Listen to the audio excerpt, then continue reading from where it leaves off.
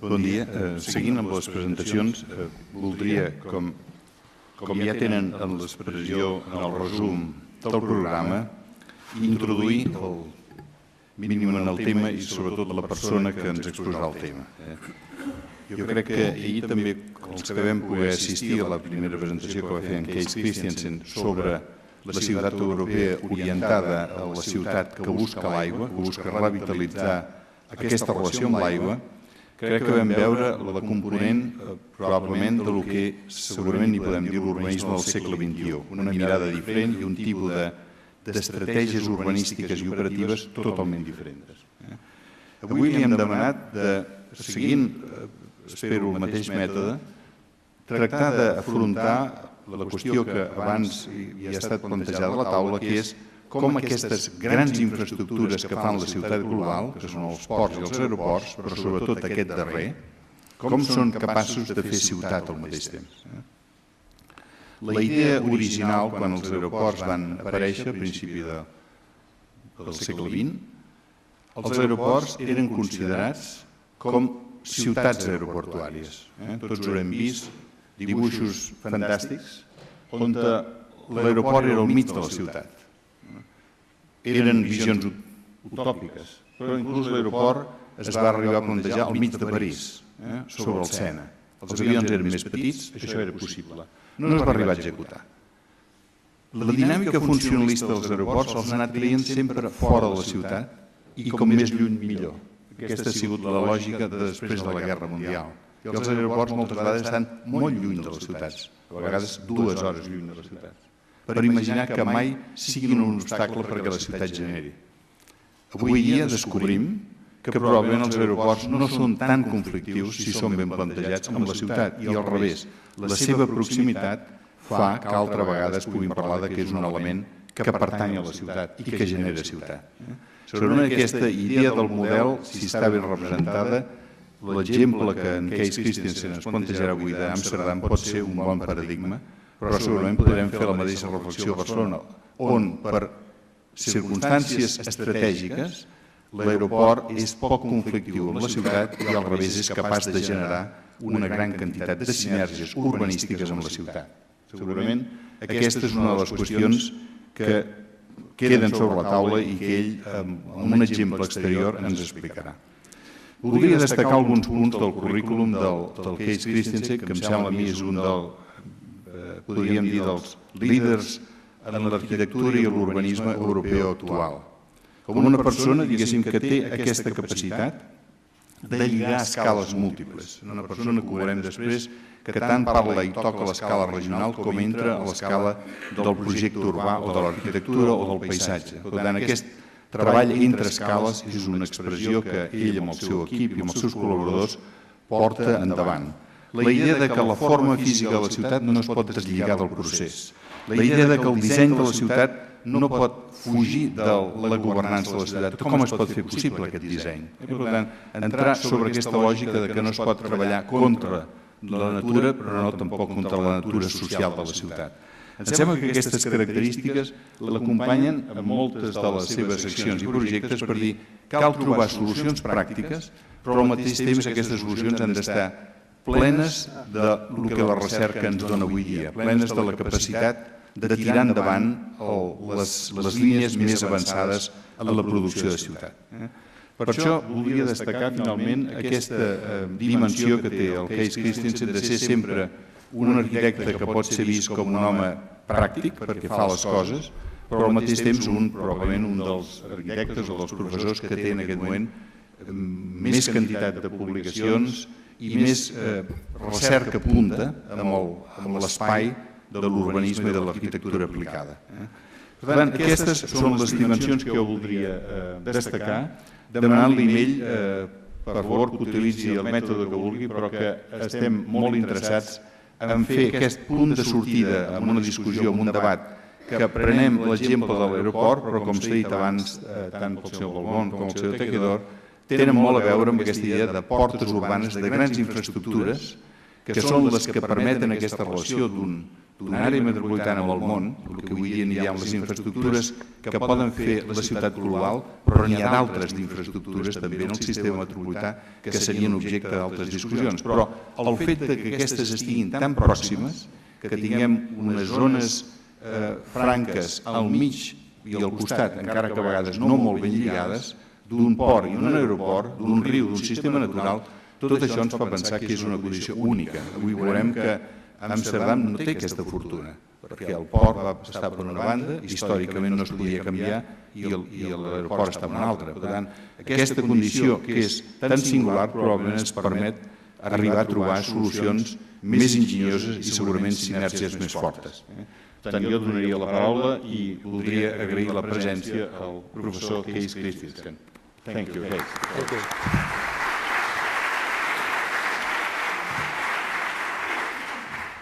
I think maybe the light can be a little bit down, then you can see the pictures better. I have a 2-day talk duo here.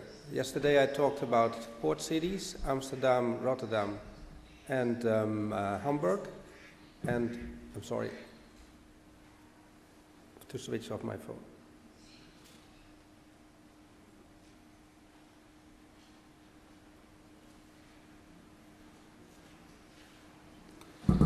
And today I will concentrate on the airport of Amsterdam. I am working both in my office as well as in our university on airports urbanization. In my office I've been working 5 years on Schiphol Airport. I've been designing Eindhoven Airport, and I'm consulting Zurich Airport and Changi Airport in Singapore. And in our university institute we work on European airports and Asian airports and their relation to the city. Here you see the Randstad Holland, and you see here the city of Amsterdam with the airport Schiphol, and here you see the city of Rotterdam with the port. You see the city of The Hague, where's the government, and you see the city of Utrecht, which is the boundary to the more sandy place where the forests in Holland grow. So let's say this whole Randstad Holland is at the same time a bunch of cities, but also a complementary set of central places, because The Hague as the government city, Rotterdam as the port city, and Amsterdam as the cultural headquarters, and the airport main port form a complementary agglomeration. You see that this is about 8,000 square meters, and that there are about 7 million people in the Randstad region. If you look at Barcelona, you see that the metropolitan region is about 7,000 square meters, and you have 5.5 million people. So the difference in that level is not so different. The difference in densities on the urban level, however, are considerably strong. To give you an example of comparison with Hamburg, it has a region of 26,000 square meters of official metropolitan region, which is very green, as you can see, and it has also around 5 million people. It's a completely different relationship, and the harbor and the airport are very close around the core of the city. And last but not least, to see a comparison, we have the Sijori region, Singapore, Johor, Riau, which is the area of Malaysia and Indonesia around the island of Singapore. Also has something like 7,000 square meters and 8 million. So let's say these national conurbations are not so much different in size, but typologically and in terms of density and relationship within their urban conurbations, they're very different. Here we see a close-up of Amsterdam. This is the medieval city of Amsterdam. Here you see the central business district, Zuidas, and here you see Schiphol Airport. And on the same level you can see Barcelona Airport, El Prat, and you see here the city of Barcelona and the port. This port is so close to the airport that you almost have an airport, which is a quite interesting concept, I think, to think about future synergies in terms of logistics and in terms of exploitation. What is also significant is that you can see that around the airport in Barcelona, you will see a very vast green space ending at the beach and ending at the conurbations north and east and west, which more or less give you the impression that there is a kind of virginal agricultural landscape around the airport, and that the airport is a kind of isolated element in that landscape. Here you see Hamburg and its airport and its port, and here you see Singapore's airport, which is, although it's a small island, more than 40 kilometers related from the port. I want to give you a short recapitulation of yesterday's introduction on urbanization. If you look at the population density in the world, you see that these areas and these areas are the most densely populated. If you look at the map of the most productive rice production areas, they are the same areas. It means that these areas are not only cities, but these areas are also productive landscapes, producing agriculture, producing goods, producing industrial products, and you can assume that in these areas there is a kind of urbanized landscape that comprises more surface than any city and comprises also more people than any city. Now, if you look at Europe from the satellite image in the night, you see a kind of similar pattern. You see that northwestern Europe, in fact, is very densely populated, as we know. And I think that we can state that the European condition cannot be considered anymore as a couple of cities that are well connected or a couple of regions that are well connected, but the European condition is actually an endless urbanized landscape in which the city centers are centralities. They form nodes of culture or of economic activity in a network city that reaches from Barcelona to Copenhagen and from London to Berlin.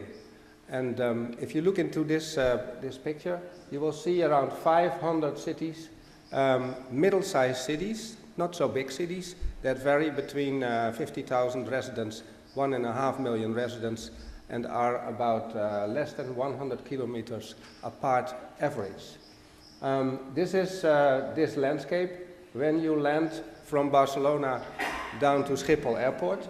Just 20 minutes before you land in Schiphol Airport, you cross Rotterdam and then the area between Rotterdam and The Hague. It is one of those productive landscapes. You see the villages are lying not in between landscape, but in between glass greenhouses that produce 24/7, even in the night by lightning, and in several stories, tomatoes for the German market.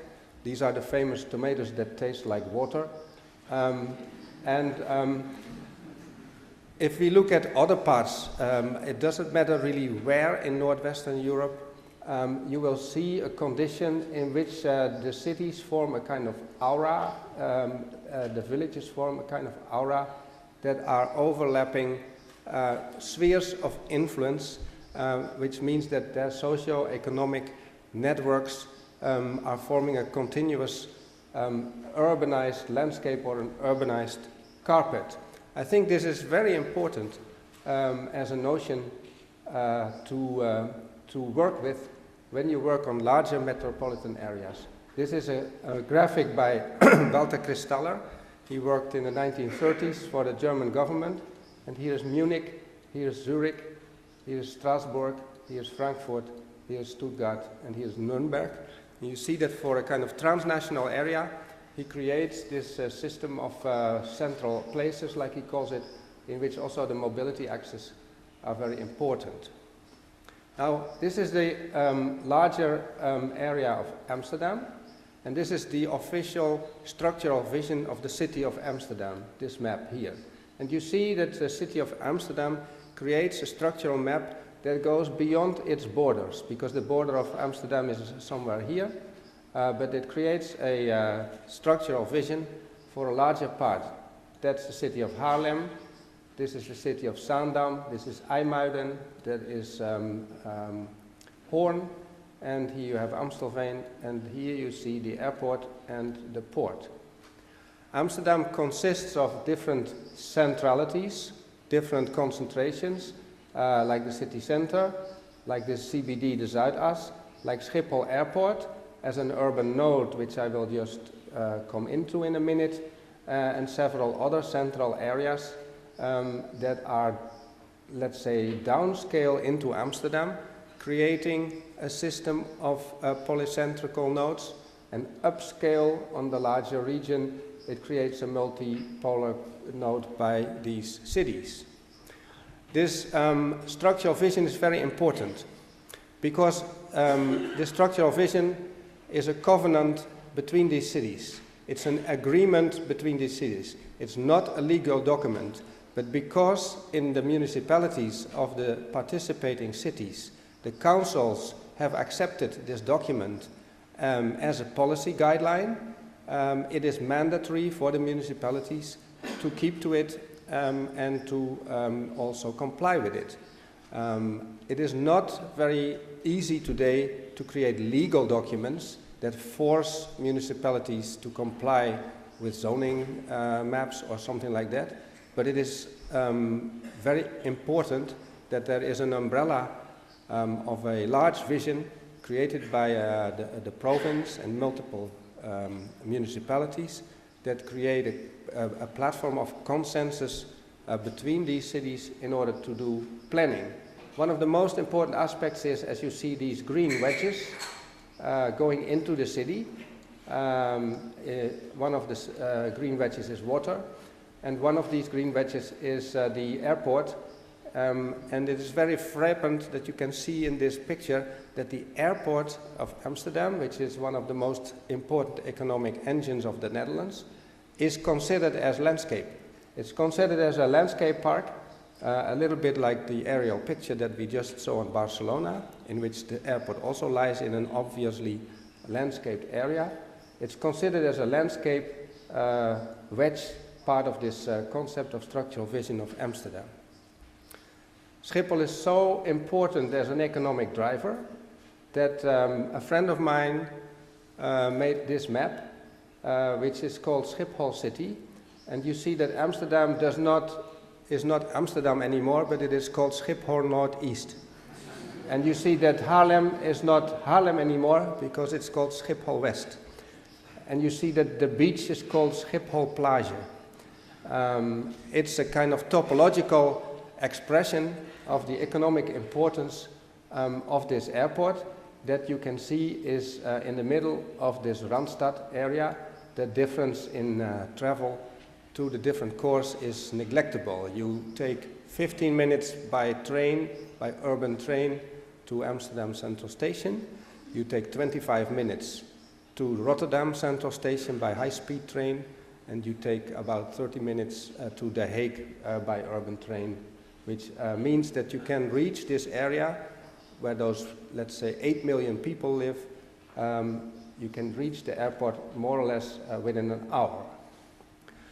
I've talked about upscale and downscale. Downscale, polycentrical nodes in Amsterdam. Upscale, the centers that are around the airport on the regional level. But there's an even more upscale that you saw in this satellite image of Europe, which is formed by the interconnectivity of all these 500 cities. Here's the high-speed rail map that we all know.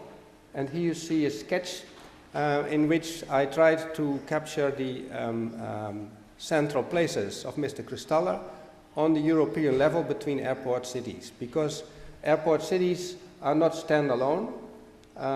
This is Schiphol Airport, for instance. This is Paris. In between you have Brussels. You have on the east side, you have Düsseldorf, Cologne. These regions can be considered as regions with multiple airports. And this is also obvious in the settlement of international firms. For instance, distribution firms like TNT or electronic firms like Hewlett-Packard They do not settle down near Schiphol Airport, or they do not settle down near Düsseldorf Airport, but they settle down somewhere near Eindhoven, for instance, where their trucks can reach 3 or 4 airports within 1 hour. And this is a very important thing to consider when we discuss the influence of airport regions on a larger scale. Schiphol is, as an airport, I would say a real urban center. It is an urban center because, first of all, it has an intercity urban train and high-speed railway station. Secondly, it has a spider network of connectivity on the level of motorways. And thirdly, it is part of this conurbation in which, for instance, Schiphol has a shopping center, it has Congress Center, it has the World Trade Center. In Schiphol, the World Trade Center has the highest rents for offices in the whole of the Netherlands. The rents are higher than in the central business district Zuidas, and the rents are higher than in the city center on the waterfront of Amsterdam city. For instance, like here, this is one of the nodes, the central station in Amsterdam, where you have the Orthodox Island, which has the highest rents in the Netherlands, but not as high as the rents in Schiphol. From this node in the central station, you can see across the city center this CBD South X, which is being constructed along the high-speed railway line, the urban train, and the motorway in the direction of the airport. It is a very high-density CBD under construction, and it will be part, this is the position of it, and here you see the airport. Here you see the airport. It will be part of the so-called airport corridor that is under planning by the municipal authority of Amsterdam, the regional authorities, and the Schiphol Group. This Zuidax will try to cover the motorway and the railway with about 1 million square meter of development necessary to bring up the costs of the covering of this big infrastructure project. It's a very long-term process, which you can see here in section. You see all the rail traffic, you see motorways and storage and parking, and on top of that you see this 1 million square meters of future development, which on this moment is a little bit in crisis, and therefore the railway station is more like a sign of the future with a very small entrance than that already the development has been completed. If you look from the Zuidas to the airport, or from the airport to the Zuidas, you see this condition. These 3 stations, Amsterdam Central Station, Amsterdam Zuidas, and Schiphol Airport, are 3 interrelated high-speed and intercity stations that also create business hubs and urban places that communicate with each other. So what does it mean? What does airport urbanization in such a term actually mean? Here we see the airport of Schiphol around 1930. We see here the airport of Schiphol in 1960 when runways were extended. You see airport of Schiphol in 1990 when it was reversed. They got a new center here. And here you see the current situation with all its connectivity and a long runway here on the left in the west, which was created in order to prevent noise protection against the surrounding environment of the different cities around it. And this lane itself more or less creates, by its sheer presence, a kind of ecological zone, which I will shortly introduce to you. This is the airport on this moment, and here you see the CBD. The airport has its airport center, and then it has islands of different service concentrations. For instance, this is the engine and plane maintenance area. This is a hotel and business area. This is parking and car rental and parking facilities. Here you have the cargo part. This is a business district. And here you have the so-called backyard between the village of Hoofddorp and the airport. Hoofddorp is more or less the El Prat of Schiphol, if you like. And this is the development that is expected. These are all the plans, so it's quite a heavy development. You can see these are all the plans around Schiphol that are now being under consideration. Here you see in the middle of the landscape this new runway, so-called Polderbaan. The size of the airport, the scale is enormous. If you look at the runways here and here, the Polderbaan, this is the city center of Amsterdam. The city center of Amsterdam is in surface more or less the same size as the airport terminal area of Schiphol itself. And if you look at the conurbation and its development, you see the area here in 1970, you see the area here in 2010, and you see the area here in possibly 2030, where there will be a lot of development here and here. You see that these green landscape wedges are maintained, and you see here the reciprocity of the airport in relation to its urban development. And you see that exactly these runways, they create landscape corridors, because due to the noise you're not allowed to build there, and due to the catastrophe danger and emissions there are other regulations that limit work.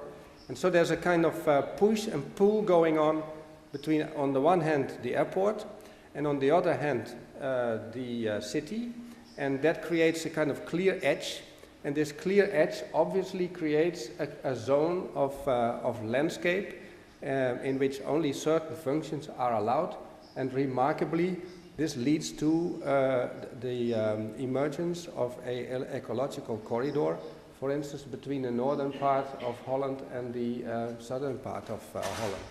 It's a very, let's say, paradox conclusion that the airport produces, let's say, nature.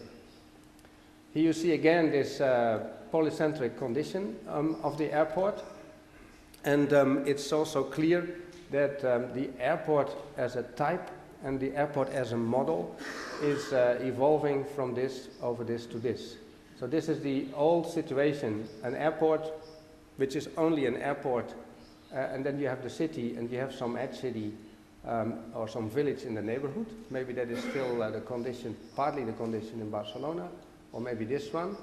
Then you have the airport city which develops, or the aerotropolis, the concept produced by Casarda as the ideal model for airports, which I think is only a not very well functioning American model. And this is actually the model of the future in our research conclusions, which is that airports develop themselves as nodes, that they have a multiple connectivity to multiple nodes in the city, and that there can also be more airports, and that they form a mature part of this vast landscape of urbanized landscape that I mentioned before. If we look at the effects of an airport, I just mentioned to you the idea of airport city, which is the idea that most airport authorities have to urbanize the terminal area, especially of their airport, which means that they fill their airport with congress facilities, with hotels, with restaurants, with offices, let's say with everything that a city has except for housing, because that's not allowed. A second effect development is the airport corridor, which is the connectivity between the most important city center part and the airport, that causes development, a linear development along its lines, specifically on the exits of motorways or the stops of public transport along this corridor. And you have this aerotropolis, which is this kind of model by Casarda, which I do not really believe is valid for Europe. What we are working on is the so-called urban airport area, which we think is the model of the future for European airports to be developing, where the airport is around 10 to 15 kilometers from the main city center, and also not so far from other ones. In this condition, we have territorial effects, aviation effects, flows effects, allocation effects, and urbanization effects. Territorial effects would be the airport area. Aviation effects is the noise landscape that produces this ecological zone. Flow effects you have on all scales in terms of mobility. Allocation effects is the catchment area where people do business or from which point in the country people go to an airport. And urbanization effects is the airport mega region as an economical entity. So you can look at it in a kind of blob diagram like this, in which you have the terminal as an airport city, and in which you have the outside diagram as the airport mega region. This is the airport edge. You see here a horse, you see an old shed, this is probably a farm, you see an old airplane here, and then you see the airport. These edges are very frequently present in airports, and they form the so-called airport backyard, or the backstage of the airport.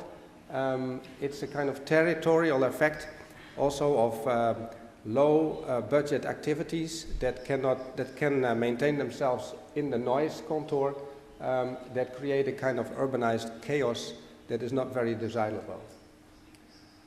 Aviation effects are of course directly linked to livability of urban environments and airplanes that are landing. And this is of course one of the biggest problems in the relationship between the airport and the city.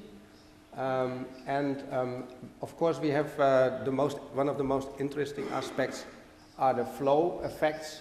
Here you see, for instance, a design work that we are doing on a new large railway station and bus station combined in the terminal area of Schiphol Airport, which would make the airport the best connected airport in the whole of Europe.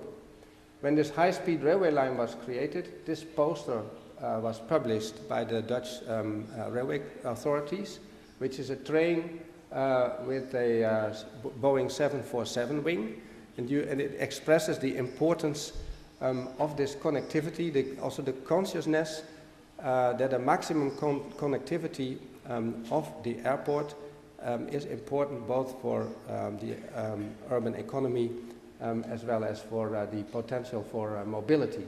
And you see here, you see an inventory that we made, how we can develop in this landscape around the airport a transit-oriented development system in which this connectivity will be improved. Allocation effects of the airport are very strongly connected to the airport region and economical effects of the area. And for instance, public space in the airport is therefore very important. Most airports do not have a public space except for an internal public space. But Schiphol develops a public space outside where there are cafes, where the shopping center, the railway station, the hotels are coming together, where you can watch football. There's a special tribune to see during the football matches. There are events like pop and sport conferences in the area, and there are all kinds of software activities, like for instance an airport run, which is a marathon around the perimeter of the airport, putting the airport on the map of the surrounding environment. These are interventions that are unique. It looks like something quite normal to have a square here, or that you have a marathon, but these activities are extremely unique. They do not exist almost in any airport in the world, and they create a kind of urban center that also attracts activity. Here you see the effects that the metropolitan region, including the runways and the noise contour, have. And here you see what conditions we will have at the front side in relation to the back side of the airport. You have compression through urbanization pressure from both the airport and the city center on a limited area. This kind of push and pull effect that I just mentioned you. You have a fragmentation by airfield, noise contour, landside infrastructure lines to deal with in relation to the surrounding. You have the highest value of rents in the center of the airport, and you have a lower value outside. You have a great value difference in close geographic proximity, and you have a low local, high regional accessibility and connectivity due to this flows effect. Very important is to develop grand development visions. So here you see the airport corridor area, which we call the airport front side. This is the center of Schiphol Airport. Here you see this, these business districts around it. This is the motorway to the central business district, the different developments of university, of banks, and of other institutions around airport, motorway exits and train stations, gradually developing into this corridor. On the back side, we have a less urbanization pressure than in the front side. We have also the fragmentation by the airfield, the noise contour, and the landside infrastructure. We have no centralities, and we have a low density of urban structure. We have landscape and agriculture that is partly under pressure, and people are not looking at a qualitative development of the region. So here you see the backside, the front. I just showed you the front side here, and this is the airport backside, which is the connection between Hoofddorp and Aalsmeer, which is here, two middle-sized cities on the south axis of the airport, having primarily secondary business, distribution, logistics firms, maintenance, etc., all kinds of service activities for the airport. As I said before, it's very important how the development of an airport region maintains itself in a government condition. This is a diagram of how Schiphol works. This is the Schiphol Group, which is owned by the state for 75%, by the city of Amsterdam for 15%, by the city of Rotterdam for 5%, and by Aéroport de Paris and some other shareholders for the rest. Which means that the state controls the majority of the airport, but it is developed as a commercial group. These cities and the provinces all have a say in the policy of this Schiphol Group. And Schiphol Group is the owner of Schiphol Airport, but is also the owner of partly of Kennedy Airport, of Vienna Airport, of Malpensa Airport. So they also invest in other airports in the world, also in Australia.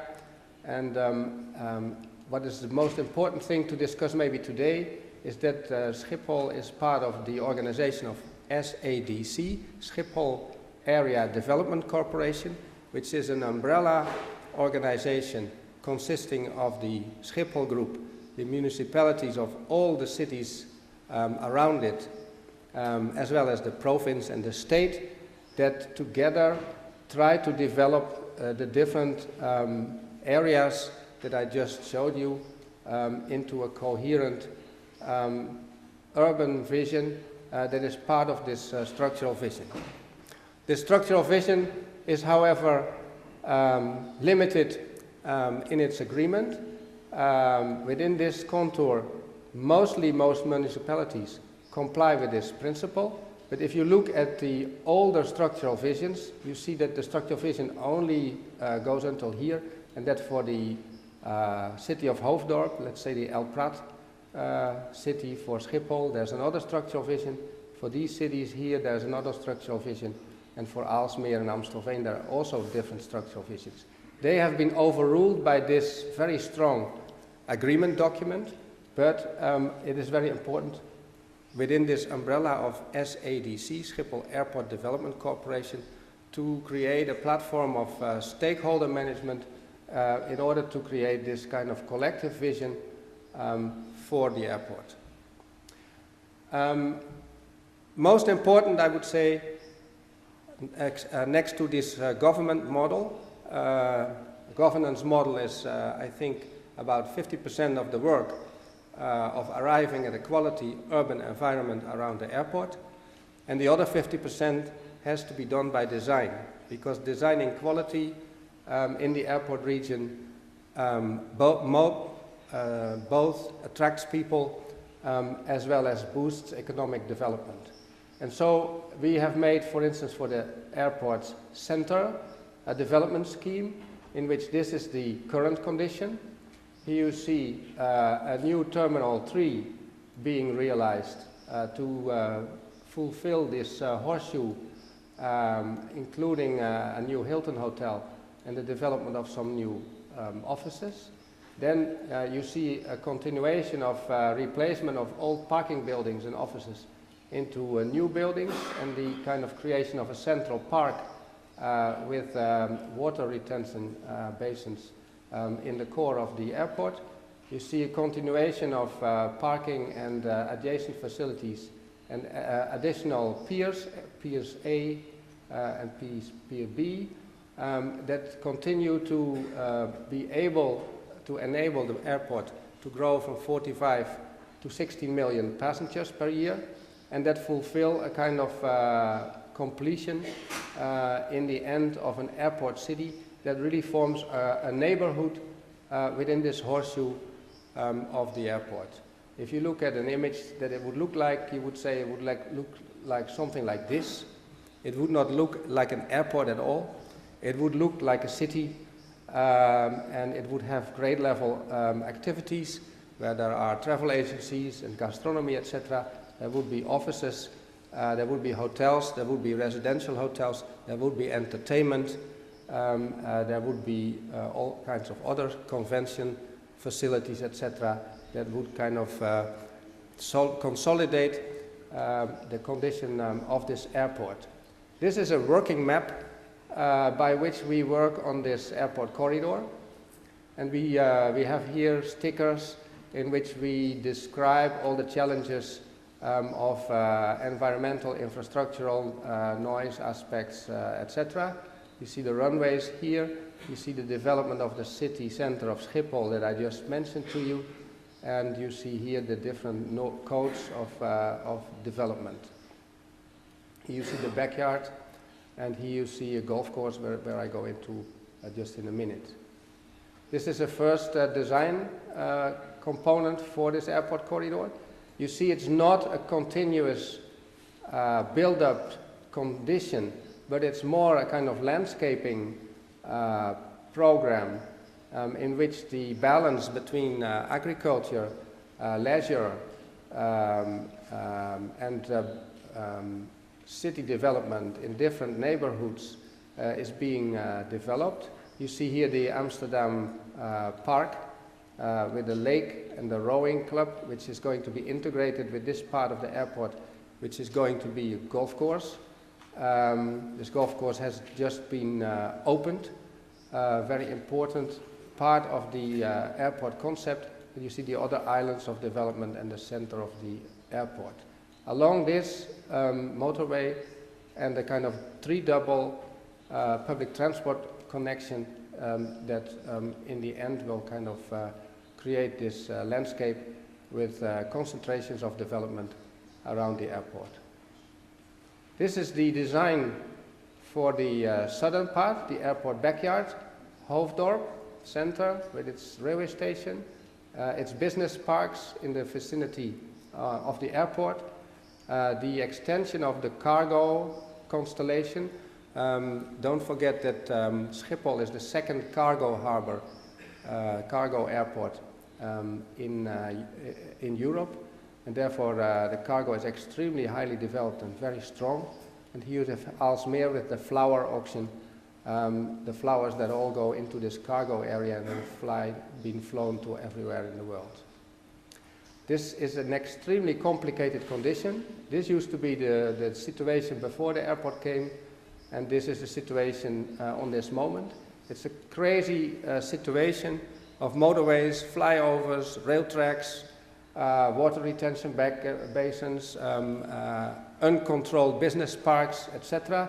that has to be reshaped and redesigned, not by erasing everything, because that's not possible, but by introducing organization, public space, and landscape concepts that are able to create a better readability and a more attractiveness of these areas. So you see here some before and after pictures in which we create very beautiful avenues in this kind of indifferent field, which is a kind of base for development and attraction for different businesses and activities in order to prevent the further consolidation and the development of these kind of activities like you see here. Here's a close-up of this avenue system which runs here, in which we pull down, this is the cargo area that runs now until here. We pull down the cargo area until there, and it creates a completely new urban condition in which the runways, as you see, provide the landscape contours and ecological zones between the different compartments of the area. If you talk about the landscape in such a way, this is the way that people talk about it until now. So you have the airport, and this is a backside, this is a backside, this is a backside, and this is a backside. And what we want to do is to inverse this backside. So we turn this backside into a front side in which the airport becomes a courtyard, if you like, as an analogy. And this courtyard is being developed exactly by this push-pull condition between the build-up area and the landscaped area. So if you would design that, you would create the airport in this kind of central park, if you like, around which the conurbations can consolidate, and effectively the airport becomes an element of relaxation instead of an element of pressure, which is of course an enormous achievement when we arrive of doing that. So we are getting rid of all the farms that have discovered that putting cars on their field brings more money than growing potatoes. So these, we have since 1 year, we have a decision that this is forbidden. So farmers have to either go back to farming or they have to move. We have a strategy by landscape architect West 8 by planting everywhere where there is no use, where there's open space within the airport vicinity, birch trees, so that you see a kind of carpet of birch trees demarcating the countryside. We develop agricultural fields that are filled with basins with algae that are used to recycle glycol, which is the de-icing liquid for airplanes. So we have sustainable concepts of agriculture that are directly related to recycling of waste of airport-produced pollution. And of course, we have this golf course, which is a very interesting aspect, because the golf course came to the airport originally because the land was cheap and they had need of a lot of surface. And then they discovered that people who golfed there went golfing there because they liked playing golf while airplanes were landing. And consequently, they discovered that pilots and real estate developers of aviation buildings and headquarter people of Microsoft started to become a member of that golf course and started to do business in this golf course. And in the end, this golf course became one of the most important embedded relational exchange points in the airport business culture. And so this has resulted all over the world in the fact that airports incorporate golf courses in their exploitation. So if you go to Incheon in Korea, or to Changi Airport in Singapore, or to Schiphol Airport, or to Zurich Airport, they all have golf courses that are mostly owned even by the airport and also exploited by the airport, and have a vital economical role, a social economical role in the life of these airports. This is a kind of strange programmatic effect, because the golf course also produces landscape and also contributes to this idea of a park. But there are also many more of these kind of programs. For instance, in many airports at this moment, universities connect to conference facilities, and these conference facilities are also again connected to, for instance, medical care.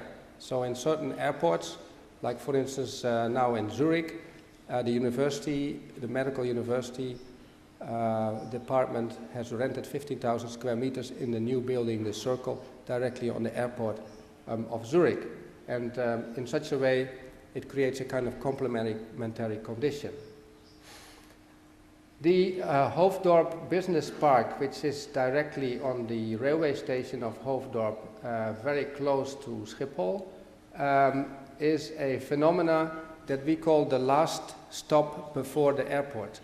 If you look at many airports, you will see that most airports have a rail connection, and that this rail connection and motorway exit is about 4 or 5 minutes from the airport, and that there the rents are about half of the rent prices inside the airport.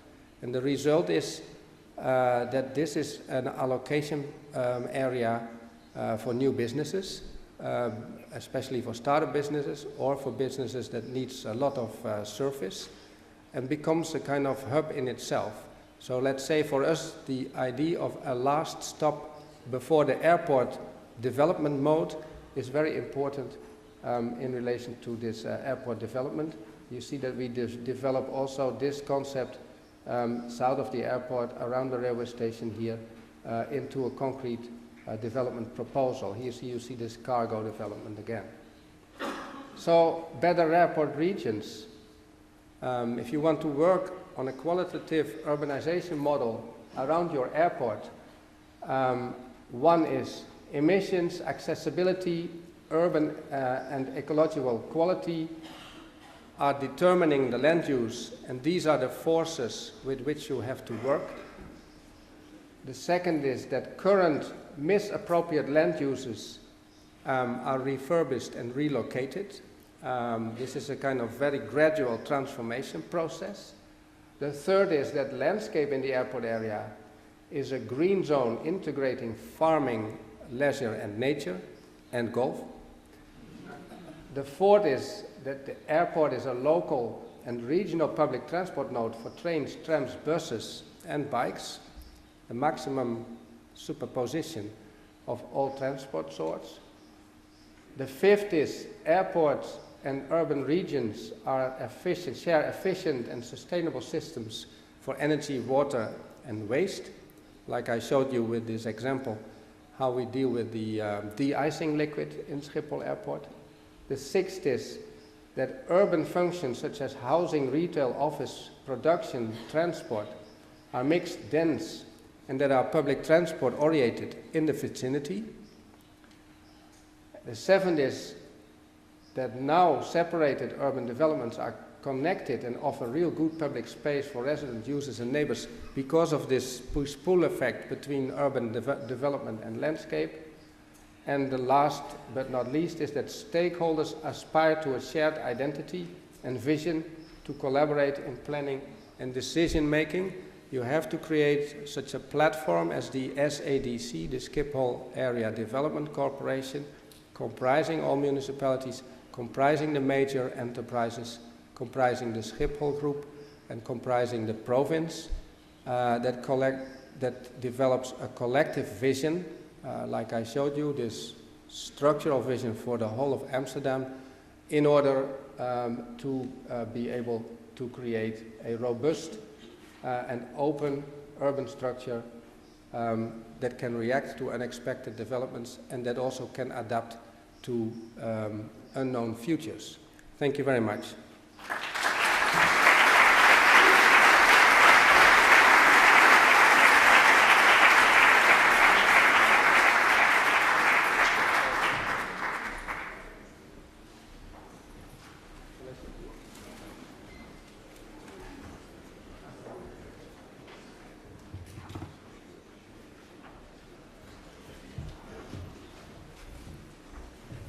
Okay.